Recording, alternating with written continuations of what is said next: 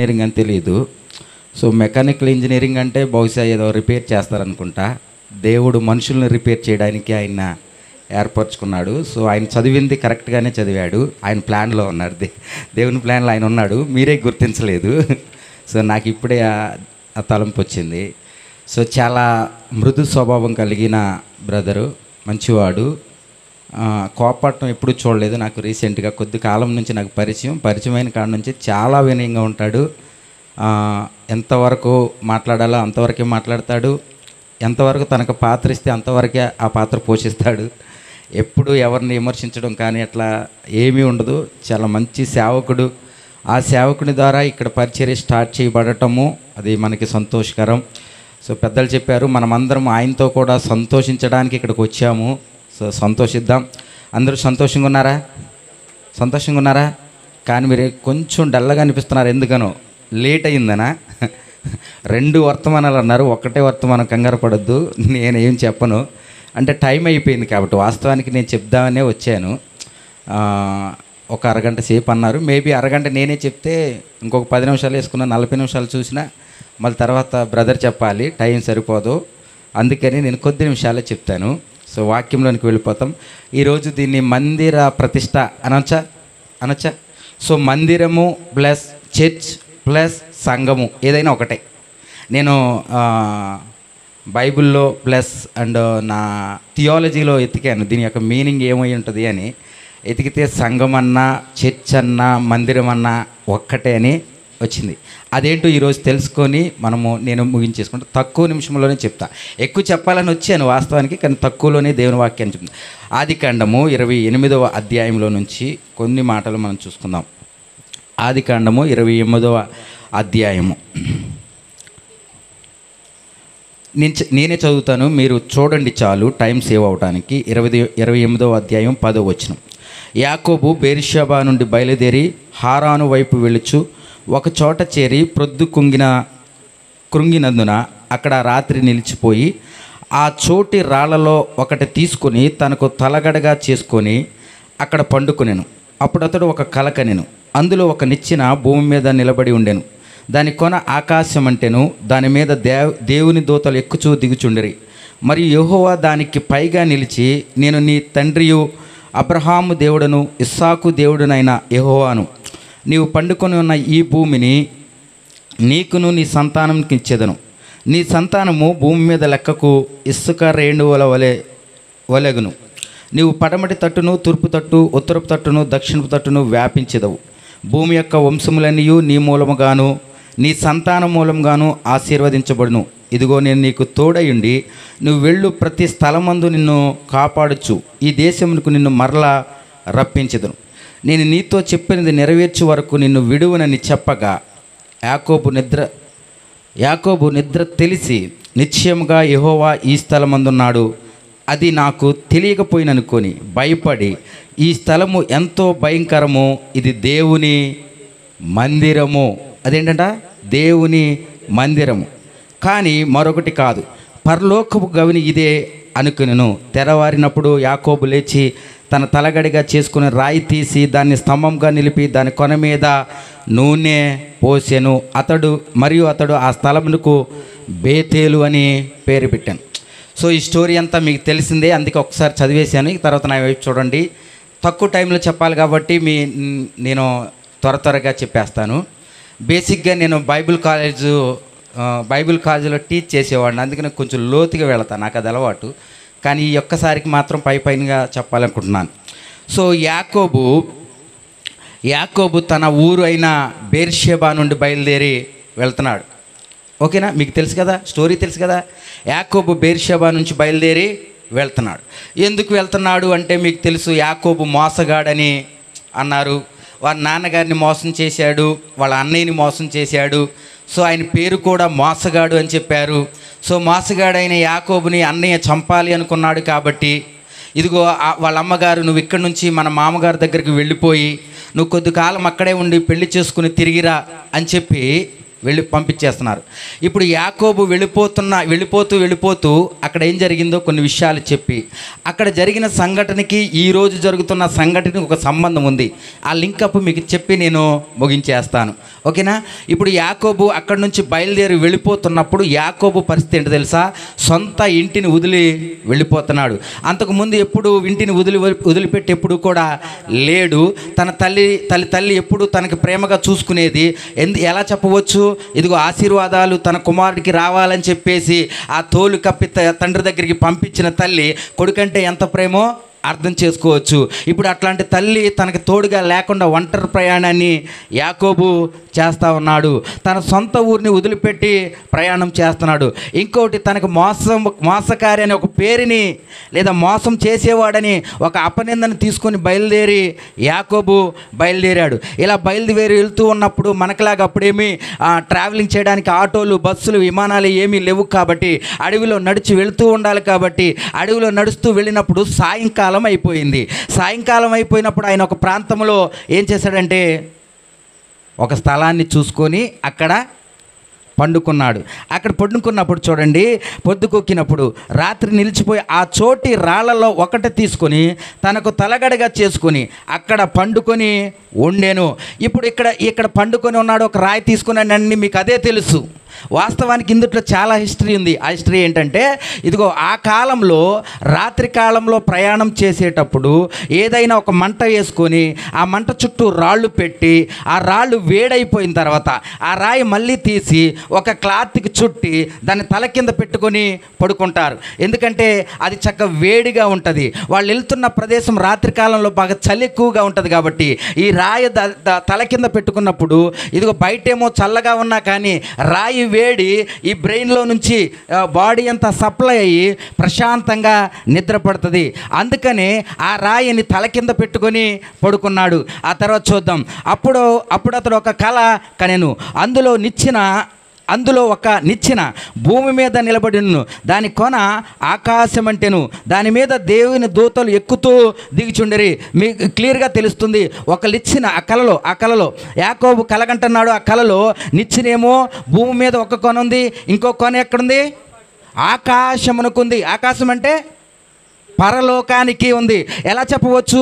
ఆ పైన ఎవరున్నారని రాసిందంటే యెహోవా పైన కనిపిస్తూ ఉన్నాడు. అంటే పరలోకానికి ఈ కింద ఉన్న భూమికి మధ్యలో ఏముంది? నిచ్చెన ఉన్నది అని చెప్తుంది. ఆ తర్వాత చెప్తాను చూడండి, ముందుకెళ్ళిపోదాం. నిచ్చెన ఉంది అంది. తర్వాత మరియు యెహోవా దానికి నిలిచి, నేను నీ తండ్రి అయిన అబ్రహాం దేవుడు. అక్కడి నుంచి ఆ నిచ్చెన పై నుంచి ఎవరు మాట్లాడుతున్నారంటే దేవుడు అబ్రహాముతో యాకోబుతో మాట్లాడుతూ ఉన్నాడు. యాకోబుతో మాట్లాడుతూ ఇదిగో కొన్ని మాటలు చెప్పాడు. ఈ భూమిని నీకు ఇస్తాను, నీ సంతానాన్ని ఇస్తాను, నిన్ను దీవిస్తాను అని చాలా విషయాలు చెప్పేశాడు. ఇంకొంచెం కిందకి వెళ్ళిపోతే 15వ వచనంలోకి వెళ్తే 16వ వచనంలోకి యాకోబు నిద్ర లేచి నిశ్చయముగా యెహోవా ఈ స్థలమందు ఉన్నాడు. కళ్ళ నుంచి బయటకు వచ్చేసాడు. బయటికి రాగానే ఆయన ఏమన్నాడో తెలుసా? ఈ స్థలమందు నిశ్చయముగా దేవుడున్నాడు. తర్వాత అది నాకు తెలియకపోయిననుకొని భయపడి, ఈ స్థలము ఎంతో భయంకరము, ఇది దేవుని మందిరమే. అప్పటి వరకు ఎక్కడా కూడా మందిరము అనే మాట లేదు. మందిరం అనేది ఎక్కడ కట్టబడలేదు.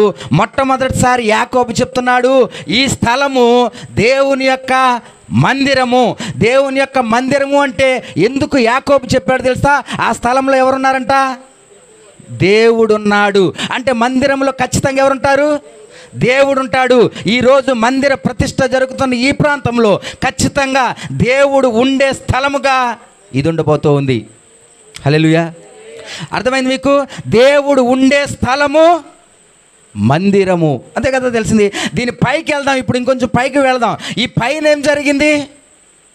యెహోవా దేవుడు యాకోబుతో మాట్లాడాడు, కల్లో మాట్లాడాడు. అంటే దేవుడు మాట్లాడే స్థలము మందిరము. అవునా కదా? అక్కడ యాకోబుతో మాట్లాడాడు దేవుడు. ఆయన పడుకున్నప్పుడు ఆయన లేచి ఇది దేవుడు మాట్లాడాడు కాబట్టి, ఇది దేవుడు మాట్లాడే స్థలము కాబట్టి, ఇది మందిరము అని చెప్పాడు. కాబట్టి దేవుడు మందిరంలో ఉన్నవారితో మాట్లాడతాడు. ఎవరు దేవుని మందిరంలోనికి వస్తారో వారితో దేవుడు ఖచ్చితంగా మాట్లాడతాడు. హల్లెలూయా. మీకు తెలుసా,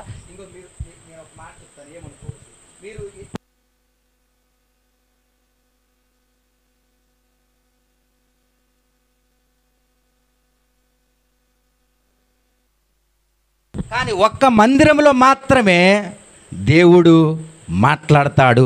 ఆయన మాట్లాడే దేవుడు. హెబ్రీ పత్రిక 1వ అధ్యాయంలో చెప్తాడు, ఇదిగో అనాది కాలం నుంచి నానా సమయాల్లో నానా విధాలుగా మాట్లాడిన దేవుడు ఇప్పుడు తన కుమారుని ద్వారా మనతో మాట్లాడుతున్నాడు. ఎక్కడ మాట్లాడుతున్నాడు? మందిరంలోకి వచ్చిన ప్రతి ఒక్కరితో దేవుడు మాట్లాడుతూ ఉన్నాడు. యాకోబు ఎందుకు మందిరము, ఈ స్థలము మందిరం అని చెప్పాడు? 1, ఆ స్థలంలో దేవుడు ఉంటాడు. 2, ఆ స్థలంలో దేవుడు మాట్లాడతాడు. హల్లెలూయా. 3వ వచనం త్వరగా చెప్పడానికి కొంచెం ఫాస్ట్ చెప్తున్నాను. 3వ వచనం ఆ తర్వాత పైకి వెళ్దాం. నేను పైకి వెళ్తున్నాను ఒక్కొక్కటి. తర్వాత కిందేమో దేవుడు ఉన్నాడని చెప్పాడు, పైన దేవుడు మాట్లాడాడు. ఇంకొంచెం పైకి వెళ్తే 12వ వచనంలో అందులో ఒక నిచ్చెన భూమి మీద నిలబడి ఉండెను, దాని కొన ఆకాశం అంటెను, దాని మీద దేవుని దూతలు ఎక్కుచూ దిగుచూ ఉండిరి. ఏ స్థలంలో? ఆయన ఉన్న స్థలంలో నుంచి నిచ్చెన ఇక్కడి నుంచి అక్కడికి వెళ్ళినప్పుడు దాని మీద నుంచి దేవదూతలు ఎక్కుతూ దిగుతూ ఉన్నప్పుడు పైనేమో ఆకాశంలో ఎవరున్నారు? దేవుడున్నాడు. ఇప్పుడు యోహాను సువార్త 1వ అధ్యాయము 51వ వచనంలో చూస్తే దేవదూతలు మనుష్య కుమారుడి మీద ఎక్కటము దిగటం మీరు చూస్తారు అని చెప్పాడు. అంటే నిచ్చెన ఎవరు? యేసు ప్రభు. నిచ్చెన ఎవరు? యేసు ప్రభు. నిచ్చెన ఎవరు? యేసు ప్రభు. ఇదిగో యోహాను సువార్త 14వ అధ్యాయం 16వ వచనంలో చెప్తుంది, నా ద్వారా తప్ప ఎవడు తండ్రి యొద్దకు వెళ్ళే అవకాశమే లేదు. ఎవరైనా కానీ పరలోకము వెళ్ళాలి అంటే ఎవరి ద్వారా వెళ్ళాలి? యేసు క్రీస్తు ద్వారా మాత్రమే వెళ్ళాలి. ఎవరి ద్వారా వెళ్ళాలి? యేసు క్రీస్తు ద్వారా మాత్రమే వెళ్ళాలి. యేసుక్రీస్తు ద్వారా వెళ్ళాలి అంటే ఖచ్చితంగా మందిరంలో ఉండాలి. ఎవరు యేసుక్రీస్తుని దేవునిగా అంగీకరించారో వారు సంఘంలో చేర్చబడిన వారు. సంఘంలో ఎవరైతే చేర్చబడ్డారో వారు పరలోకము వెళ్ళేవారు అని ఈ వాక్యము అర్థమిస్తుంది. మీరు కావాలంటే కింద వచ్చినాన్ని చూడండి. కింద ఎక్కడంటే తెలుసా? ఇదే మాటకి లింక్ అప్ కింద ఉంది. చూడండి 17వ వచనంలో, ఈ స్థలము ఎంతో భయంకరము. తెలుగు బైబుల్లో భయంకరం అని చెప్పింది, కానీ దీని యొక్క ఒరిజినల్ యాంప్లిఫైయర్ బైబుల్లో ఏమని ఉంటుందంటే ద పవర్ఫుల్ అని ఉంటుంది. అక్కడ ఏమని ఉంటుందంటే, అంటే మందిరంలో ఏముంటుందంటే దేవుని యొక్క శక్తి ఉంటుంది అని సెలవిస్తూ ఉంది బైబుల్. మందిరంలో ఏముంటుంది? దేవుని శక్తి ఉంటుంది. మీకు అర్థమైందా? ఇది భయంకరం. అది తెలుగు బైబుల్ దాని ఒరిజినల్ మీనింగ్లో ఇదిగో ఈ చర్చిలో ఈ మందిరం ఉన్న స్థలములో ఏముంటుంది తెలుసా? దేవుని యొక్క శక్తి ఉంటుంది. హల్లెలూయా. మీరు మళ్ళీ డల్ అయ్యారు ఎందుకనో. మళ్ళీ కొంచెం కిందకు వద్దాం. కింద చూడండి, ఇదిగో ఇది మందిరం ఏరొకటి కాదని చెప్పిన 18వ వచనము, పరలోకపు గవిని ఇదే అనుకోనేను. పరలోకపు గవిని. గవిని అంటే అర్థం తెలుసా? ఇంగ్లీష్లో చదవాలి మీరు, తెలుగులో కాదు. ఇంగ్లీష్లో ద గేట్ ఆఫ్ హెవెన్ అని ఉంటుంది. Gate of haven. గేట్ అంటే ద్వారము. దేనికి ద్వారము? పరలోకానికి. ఏది ద్వారము? పరలోకానికి ఏది ద్వారము? గవిని. ఏది గవిని? మందిరము. మీకు అర్థమైందా? పరలోకానికి ఒక గేట్ ఉంది. ఆ గేట్లో నుంచి వెళితేనే పరలోకం వెళ్తారు. ఆ గేట్ ఏదో కాదు, అది మందిరము. అర్థమైందా? యేసు ప్రభు అన్నారు ఆయన ఈ లోకానికి వచ్చినప్పుడు, ఇదిగో సమస్త జనులారా మీరు మారు మనసు పొంది పశ్చాత్తాపం చెంది పరలోక రాజ్యాన్ని పొందుకోండి అన్నారు. ఇదిగో ఎవడు నా ద్వారా తప్ప తండ్రి రాజ్యానికి రాలేరు అని చెప్పాడు. ఇదిగో బయట ఉన్నవాడు మందిరంలోనికి వచ్చి పశ్చాత్తాపం పొంది మారు మనసు పొంది పరలోకం వెళ్ళటానికి యేసు క్రీస్తు ద్వారా వెళ్ళాలి అంటే సంఘంలోనికి ఖచ్చితంగా రావాలి. సంఘము పరలోకం యొక్క తలుపు, గేటు. మీకు అర్థమైందా? ఈ మార్గము కాకుండా ఇంకొక మార్గంలో నేను పరలోకం వెళ్తానంటే ఎంత మాత్రము వీలు లేదు. ఇదిగో క్రీస్తు అనే తలుపు లేకుండా, సంఘము అనే తలుపు లేకుండా ఎవరైనా గనక పరలోకం వెళ్తానంటే గనక ఎంత మాత్రం అవకాశము లేదు. ఒక్క యేసుక్రీస్తు ద్వారా మాత్రమే వెళ్తారు. తర్వాత లాస్ట్ నేను ముగించేస్తున్నాను, టైం అయిపోయింది కాబట్టి చూడండి 18వ వచనం. తెల్లవారినప్పుడు యాకోబు లేచి తాను తలగడగా చేసుకున్న రాయి తీసి దానిని స్తంభముగా నిలిచి దాని కొన మీద నూనె పోసాను. ఇప్పుడు తల కింద ఏముంది? రాయి ఉంది. ఆ రాయిని ఇప్పుడు తీశాడు. ఇప్పుడు యాకోబు ఈ బైబిల్లో 28వ అధ్యాయంలో ఈ రాయికి కొంచెం ప్రాముఖ్యత ఇచ్చాడు. పడుకునేటప్పుడు రాయి పెట్టుకున్నాడు, అయిపోయిన తర్వాత లేచిన తర్వాత అన్నీ మాట్లాడేసిన తర్వాత ఈ రాయి మీద మళ్ళీ నూనె పోసాడు. పోసి ఇదిగో ఈ మందిరానికి, ఏది ఈ మందిరం అన్నదానికి ఇప్పుడు ఆయన ఒక రాయి పెట్టాడు. ఇది మందిరం అని చెప్పడానికి ఒక రాయి అని చెప్పాడు. అర్థమైందా? మందిరానికి ఏం పెట్టాడు ఆయన? ఒక రాయి పెట్టాడు. మందిరం ఉన్నదానికి ఒక రాయి పెట్టాడు. ఆ రాయి ఎవరో తెలుసా? యేసుక్రీస్తు ప్రభువారు. హల్లెలూయా. ఇదిగో అది మందిరము అని చెప్పడానికి ఖచ్చితంగా ప్రతి సంఘంలో యేసు ఉంటేనే అది సంఘము. సంఘము యేసు లేకుండా లేదు. ఆ రాయి ఏంటో తెలుసా? యేసుక్రీస్తు ప్రభువారే. మీరు ఎఫెసీ పత్రిక 2వ అధ్యాయం 20 చూడండి, అపోస్తల కార్యాలు 4వ అధ్యాయం 11 చూడండి, ఇంకా చాలా వచనాలు ఉన్నాయి. ఇదిగో క్రీస్తు అనే పునాది, క్రీస్తు అనే రాయి మీద సంఘము కట్టబడుతుంది అని చెప్పి లేఖనాలు చెప్తా ఉన్నాయి. మీకు అర్థమైందా? ఎవరు పునాది? యేసుక్రీస్తే. ఈ రాయ యేసుక్రీస్తుకు గుర్తు. ఈ రాయి ఏం చేసిందో తెలుసా? ఈ రాయి ఏం చేసిందో తెలుసా? తల కింద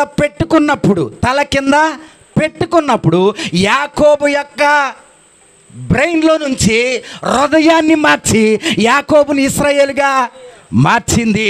ఇదిగో యేసుక్రీస్తు ప్రభువారే ఎట్లాంటి మనిషినైనా ఎట్లాంటి వారినైనా మార్చగలిగిన దేవుడు. హల్లెలూయా. మీకు అర్థమైందా? ఒక మనిషిని మార్చాలంటే మీరు ఎక్కడికి తిప్పిన అవ్వదు, కానీ యేసు ప్రభు దగ్గర తీసుకోండి, ఆయన మారుస్తాడు. ఆ యేసు ప్రభు ఇప్పుడు ఎవరో తెలుసా? మందిరమే. ఎవరు యేసు ప్రభు? మందిరం అన్నా యేసు ప్రభువే, రాయి అన్నా యేసు ప్రభువే, సంఘం అన్నా యేసు ప్రభువే, దేవుడుండే స్థలం అన్నా యేసు ప్రభువే. హల్లెలూయా. నేను ముగించేస్తున్నాను. చాలా వచనాలు ఉన్నాయి చాలా చక్కగా చెప్పడానికి. సో నేను టైంని సేవ్ చేయడానికి నేను త్వరగా ముగించేసాను. ఇదిగో మందిరము అంటే ఖచ్చితంగా అక్కడ దేవుని యొక్క శక్తి ఉంటుంది. దేవుడు ఉండే స్థలము మందిరము. ఇదిగో దేవుడు మాట్లాడే స్థలము మందిరము. ఇదిగో పరలోకానికి వెళ్ళటానికి గేటు మందిరము. మనిషిని మార్చడానికి క్రీస్తు అనే మందిరము ఖచ్చితంగా ఉంటాడు. కాబట్టి ఏ ఒక్కరైనా కానీ ఇదిగో మందిరములో నుంచే దేవుని దగ్గరికి రాగలరు. ఇదిగో మనకి చాలా ఆశలు, కోరికలు ఉంటాయి. ఈ లోకాన్ని మనం జయించటానికి, లేదా అప్పులనుకోండి, వ్యాధుల నుంచి స్వస్థతలకు, ఏదైనా అనుకోండి, మనకు ఉన్న ప్రతి అవసరత తీర్చటానికి క్రీస్తు అనే మందిరం ఖచ్చితంగా అవసరము. హల్లెలూయా. క్రీస్తు అనే మందిరం ఖచ్చితంగా అవసరము. ఈరోజు అట్లాంటి మందిరాన్ని దేవుడు ఈ సేవకుని ద్వారా ఇక్కడ స్థాపించటము నిజంగా మన అంకుల్ చెప్పినట్టు మనమందరము సంతోషించదగిన విషయము. హల్లెలూయా. దేవుడి మాటలు దీవించును గాక. ఆమేన్.